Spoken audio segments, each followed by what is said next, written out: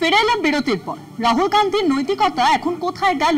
মনমোহন জমানার কথা টেনে সংশোধনী বিল নিয়ে রাহুলকে তোপ অমিত শাহের।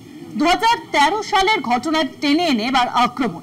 টানা 3টে নির্বাচনে পরাজয়ের পর রাহুল গান্ধীর নৈতিক অবস্থান বদলে গিয়েছে বলে কটাক্ষ অমিত শাহের। चुनाव हारने के बाद मुझे लगता है फ्रस्ट्रेशन का जो लेवल है वो सामान्य विचार विवेक जो होता है वो गवा बैठे। तो वो राहुल गांधी कहते हैं कि लोगों के बीच तो वो जाते हैं, ट्रक ड्राइवर के बीच जाते हैं, खेतों में वो चाह रहे हैं, आप लोग तो नहीं जाते हैं। ऐसा है कि मैनेज कर कार्यक्रम करना और जनसंपर्क करना दोनों के बीच में बड़ा फर्क है। जब बिल्स की बात हो रही है और पारदर्शिता की बात हो रही है तो मैं वाइस प्रेसिडेंट इलेक्शन पर आऊंगी, पर उससे पहले पूछूंगी कि धनखड़ साहब के साथ क्या हुआ था। उन्होंने आपने प्रेशर डाला था उन पर रिजिग्नेशन? नहीं, मुझे लगता है ANI ने रिसर्च विंग बंद कर दिया है।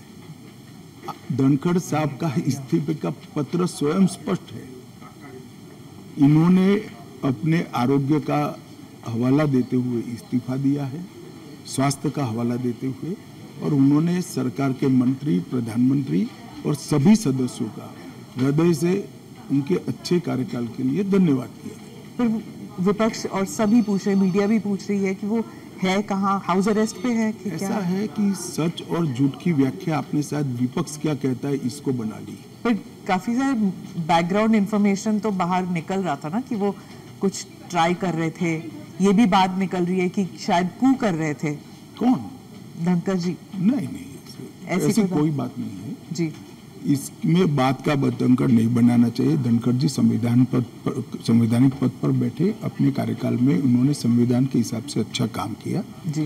इनकी निजी स्वास्थ्य की समस्या के कारण इन्होंने इस्तीफा दिया है। हाँ। इसको ज्यादा खींच कर कुछ ढूंढने का प्रयास नहीं करना चाहिए। देखिए, देश में बहुत सारी पॉजिटिव स्टोरीज हैं, हमेशा इस तरह की स्टोरी के पीछे नहीं लगना। जो NDA के जो वाइस प्रेसिडेंट कैंडिडेट है, कहा जाता है कि आपने उन्हें इसलिए पिक किया क्योंकि बीजेपी जो है अब तमिलनाडु में अपना खाता खोलना चाहती है, इसलिए?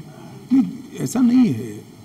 हम पहले भी तमिलनाडु में साथियों के साथ चुनाव लड़े हैं, हमारी यहाँ बहुत सारी सीटें भी आई है, ऐसा नहीं है। कहीं से भी पिक करोगे तो ऐसे कारण बनाकर पूछा जाएगा। उपराष्ट्रपति का प्रत्याशी दक्षिण से आना इसलिए स्वाभाविक है क्योंकि पूर्व से राष्ट्रपति थी, पश्चिम और उत्तर से प्रधानमंत्री जी थे, तो दक्षिण से आना बड़ा स्वाभाविक है। अब आए हैं, इसको इस दृष्टि से नहीं देखना चाहिए।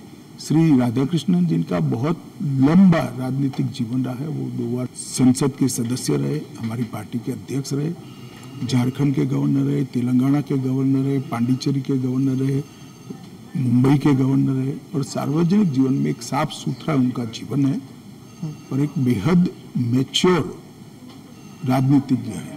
तो कई सारे एक्सपर्ट्स कह रहे हैं कि उनका चुनाव ये भी है कि वो आरएसएस के साथ उनका कनेक्शन है, इसीलिए। ये तो ढेर सारे लोग, प्रधानमंत्री जी स्वयं का आरएसएस के साथ कनेक्शन। पर धनखड़ जी का नहीं। अरे सुनिए ना, मेरा भी है। तो हम लोगों का चयन देश ने इसलिए किया है कि हम आरएसएस से। आरएसएस के साथ कनेक्शन होना कोई माइनस पॉइंट है क्या? आप बताइए। जरा भी नहीं। अटल बिहारी वाजपेयी जी भी आरएसएस से कनेक्टेड थे, श्री अडवाणी जी भी आरएसएस से कनेक्टेड, मोदी जी भी है, मैं भी हूँ, राधाकृष्णन जी भी है। और जो इंडिया अलायंस के जो कैंडिडेट हैं, उनके बारे में आपने कहा कि उन्होंने एक समय था जब उन्होंने मेरे कहने से क्या होता है, वो तो सुप्रीम कोर्ट का रिकॉर्ड है। सलवा जुडम को इन्होंने खारिज कर दिया। आदिवासियों का आत्मरक्षा का जो अधिकार था उसको उन्होंने समाप्त कर दिया। इसके कारण इस देश में नक्सलवाद 2 दशक ज्यादा चला।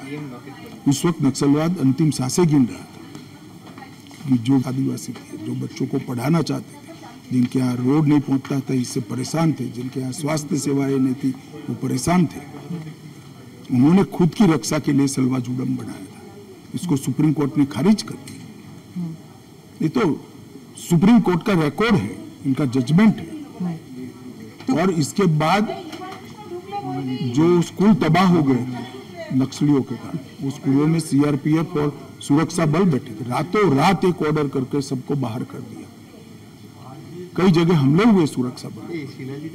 ये दोनों जजमेंट इसका जवाब श्री सुदर्शन रेड्डी से ज्यादा राहुल गांधी ने देना चाहिए।